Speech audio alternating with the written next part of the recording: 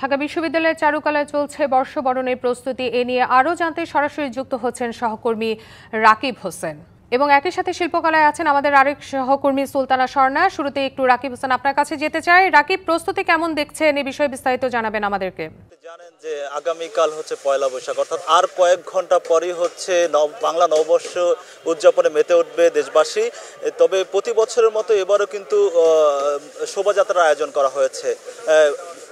প্রতিবার মঙ্গল শোভাযাত্রা থাকলেও নাম পরিবর্তন করে এবার কিন্তু হচ্ছে আনন্দ শোভাযাত্রা করা হবে এবং আনন্দ শোভাযাত্রার যেসব আনুষঙ্গিক বিষয় থাকে সেগুলো কিন্তু হচ্ছে সেগুলোর কাজকর্ম কিন্তু শিল্পকলা চত্বরে কিন্তু চারুকলা চত্বরে কিন্তু হচ্ছে। আপনাকে একটু যদি দেখায় যে মোটিভগুলোর কাজ কিন্তু এখানে যারা আছেন তারা কিন্তু মোটিভগুলোর কাজ করছেন।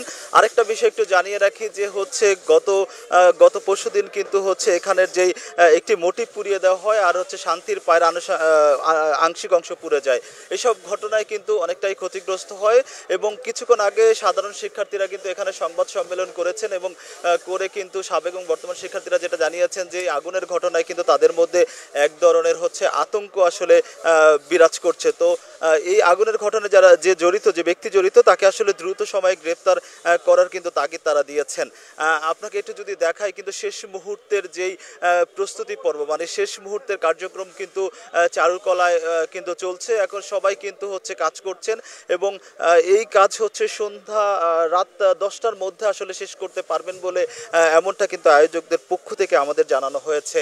আরেকটা বিষয় একটু জানাতে চাই যে এবার যে প্রতিপাদ্য রাখা হয়েছে যে নববর্ষের ঐক্যতান ফ্যাসিবাদের অবসান, আসলে এই প্রতিপাদ্যকে ঘিরেই কিন্তু আসলে আনন্দ শোভাযাত্রাটা আসলে পালিত হবে এবং আনন্দ শোভাযাত্রা কিন্তু পয়লা বৈশাখের প্রথম প্রহরে আসলে শুরু হওয়ার কথা কিন্তু এই যে আয়োজকদের পক্ষ থেকে আমাদের জানানো হয়েছে। আরেকটা বিষয় একটু জানিয়ে রাখি যে শুধু হচ্ছে মোটিভগুলো আর কাজগুলো চলমানের পাশাপাশি আরও যেসব চারুকলা অনুষদের এই যে আনন্দ শোভাযাত্রায় যেসব মোটিভ এবং প্রতিকৃতি রাখা হবে সেগুলোরও কিন্তু কাজ এখন চলমান রয়েছে।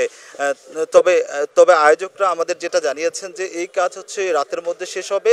একটা বিষয় একটু জানিয়ে রাখি যে আইন শৃঙ্খলা পরিস্থিতির কথা যদি বলি তাহলে আইন শৃঙ্খলা পরিস্থিতি কিন্তু এখন পর্যন্ত কঠোর নজরদারির মধ্যে কিন্তু চারুকলায় এই যে আনন্দ শোভাযাত্রার যেসব মোটিভ রয়েছে সব এগুলোর কাজকর্ম কিন্তু চলমান রয়েছে।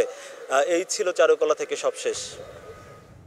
জি, ঢাকা বিশ্ববিদ্যালয় চারুকলায় বর্ষবরণের সবশেষ খবর জানাচ্ছিলেন সহকর্মী রাকিব হোসেন। এ পর্যায়ে শিল্পকলা একাডেমিতে চৈত্র সংক্রান্তি এবং বৈশাখ উদযাপন উৎসবের খবর জানাতে যুক্ত হচ্ছেন সহকর্মী সুলতানা স্বর্ণা। স্বর্ণা, চৈত্র সংক্রান্তি এবং বৈশাখ উদযাপনের যে প্রস্তুতি তা আপনার কাছে কি খবর আছে আমাদেরকে একটু জানাবেন। যমুনা ইলেকট্রনিক্স ঈদে ডাবল খুশি অফার সিজন 3, যে কোনো পণ্য কিনলেই পাচ্ছেন নিশ্চিত ঈদ উপহার।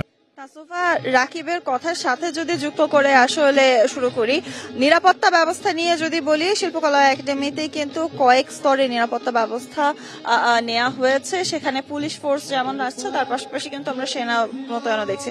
তবে আপনি জিজ্ঞাসা করছিলেন আসলে চৈত্র সংক্রান্তির আয়োজন এবং বৈশাখের আয়োজন নিয়ে। আমার পেছনে হয়তোবা আপনারা দেখতে পাচ্ছেন চৈত্র সংক্রান্তি উপলক্ষে আজ একটি শিল্পকলা একাডেমিতে কিন্তু লোকমেলা, লোকজ পণ্যের বিভিন্ন পসরা নিয়ে কিন্তু মেলা করা হয়েছে এবং তার পাশাপাশি যদি যুক্ত করি, এখানে বাউলরা সকাল থেকেই কিন্তু লালন সাঁইয়ের বিভিন্ন গান এবং তার মতাদর্শ উপস্থাপন করছেন এবং তার পাশাপাশি এই গানের যে মেলা চলছে সেই গান পরিবেশন কিন্তু চলবে আজ রাত পর্যন্ত এবং আগামীকাল পহেলা বৈশাখের আয়োজনেও কিন্তু এই বাংলার উৎসব 1432-এর আয়োজনে আগামীকাল সন্ধ্যা পর্যন্ত চলবে এই আয়োজন। তবে এই মেলার কথা যেটি আসলে বলছিলাম, শিল্পকলা একাডেমির প্রাঙ্গণে যে মেলা চলছে সেই মেলাতে আমরা বিভিন্ন ধরনের পাটি যেমন দেখতে পাচ্ছি, শীতল পাটি রয়েছে এখানে প্রস্তুত করা হচ্ছে, যে বিভিন্ন ধরনের লোকজ যেসব সাংস্কৃতিক জিনিসপত্র আসলে সেখানে আমাদের তাল পাতার হাত পাখা হতে পারে, হোগলা পাতার বিভিন্ন চালুনি কিংবা মাছ ধরার বিভিন্ন সরঞ্জাম, এ ধরনের বিভিন্ন জিনিস কিন্তু যেগুলো হারিয়ে গেছে সেইগুলো কিন্তু আমরা আবারও এখানে দেখতে পাচ্ছি এবং তার সাথে মাটির যেসব তৈজসপত্র রয়েছে সেগুলো কিংবা এমনকি নকশি কাঁথাও কিন্তু নিয়ে আসা হয়েছে এবং তার সাথে যদি যুক্ত করি রয়েছে বিভিন্ন ধরনের বীজ পরিদর্শন করার বিভিন্ন স্টল এবং এই স্টলগুলো থেকে কিন্তু চৈত্র সংক্রান্তিতে আসলে যে রকম 14 রকমের আসলে শাক দিয়ে একটি তিক্ত মিশ্রণ তৈরি করে আসলে ভাত খাওয়া হতো, সেই ধরনের